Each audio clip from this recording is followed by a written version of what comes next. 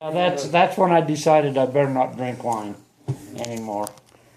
But you're drinking it tonight. I think the city fathers thought I was a total asshole. Send him back to Price. And then one time, it was Christmas, and Kay Truman, this was just before he went on his mission, Lamar Guyman, Arch Allred, and somebody else was with him. I can't remember who was with them, but they got drunk.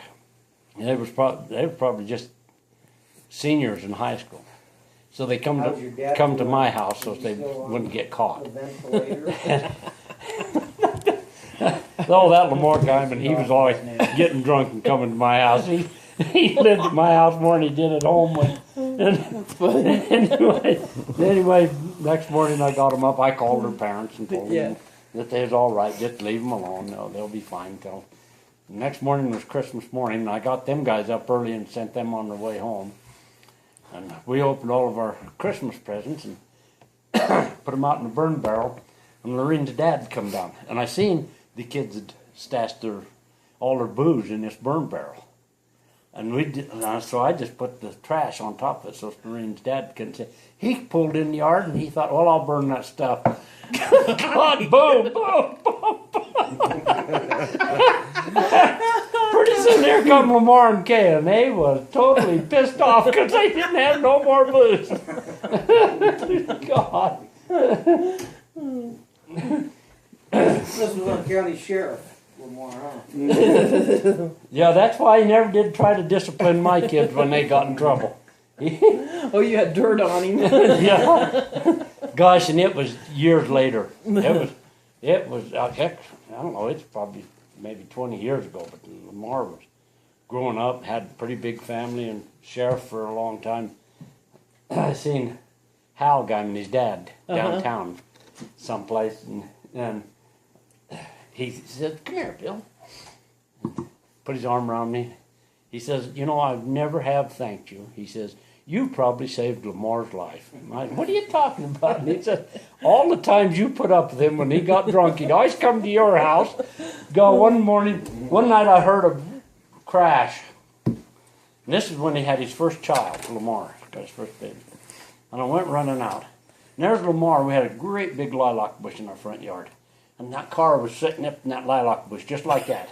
And Lamar hanging out the cotton picking door with his shoulders on the ground, foot wrapped up through the steering wheel, and just swearing.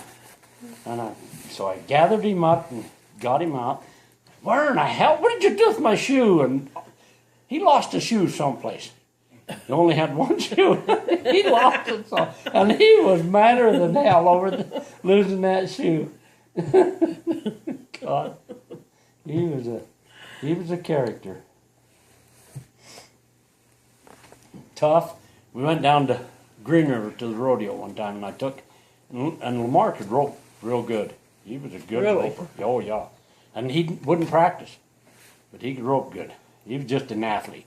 And fight, he loved to fight. I mean, he would pick a fight with anybody he could. And we got down there to the rodeo and got to partying. I'd build a bar for a guy down there owned that Tamarisk Cafe. Mm-hmm. I built their bar for them in their basement of their house. And so they come to the rodeo and invited me out for a party. And because of this bar, and they wanted people to meet me. So I went out there and got cotton picking Lamar, and them guys got drunk. Oh man, they got wiped out. Some gal beat Lamar over the head had a radio. She smashed a radio to pieces over Lamar's head. And Lamar put her to sleep. And anyway, pretty soon here come Kay, and he knocked on the door, and they let him in the house. He says, "I'm hunting Bill Ivie." So I said, "What is it?" And he says, "You got to come out here. Lamar's going to kill this Indian. I know he's going to kill him." And I said, "Well, I guess I better go check this out." Well, this Indian's flashing this roll of money about that big around. flashing it, and he had a $100 bill on the outside, this roll. And he's flashing it around. Lamar's arguing with him, and I get in the middle of it, and I'm trying to talk him out of it. And pretty soon that cotton picking Indian swatted me right up the side of the head. And I just lost it, and I hit him, and I knocked him clear over top of my car. And he lit on his head on the other side of the car. And Lamar was there in a flash, and he had that roll of money and that Indian's boots off being quicker down. And he was headed out. Okay. Yeah. And then that Indian, he kept wanting to kill me because them guys stole his money.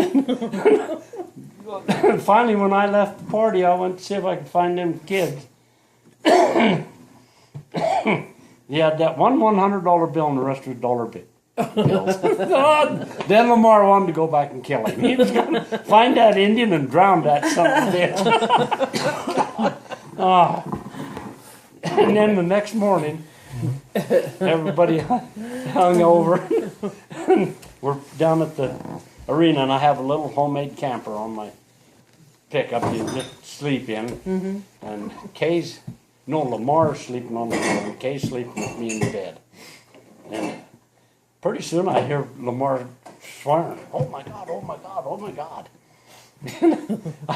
What the hell's going on, Lamar? Of course, it was about noon and people were starting to come to the rodeo. He was standing on the tailgate of peeing. And he got caught. So I get him up, and we kind of started getting ready for the rodeo. And in pulled Kay with his mom and dad and Lorraine. They pulled in there and were talking. Kay's trying to get away. And Kay's mother says, and if you never did know Kay's mother, Kay did no wrong. She says, "What'd you do, make Kay sleep in the horse trailer?" I said, "Well, I don't know where he slept for sure." She says, "Well, his hay fever's bothering him real bad." Hay fever, she was hung over way back. Yeah, and that's so Kay finally ended up riding home with his mom and dad, and we brought Lorene and I and Lamar brought the horses. I think Kip was just a baby, and we was coming down the road, and they had a traffic stop there, about 15 miles out of Green River. Had a traffic stop on the road, and there was an ambulance over again the railroad tracks. Tracks come real close to the road, and there was a guy that fell off of a train and got killed. And that cotton-picking Lamar had to go over and see.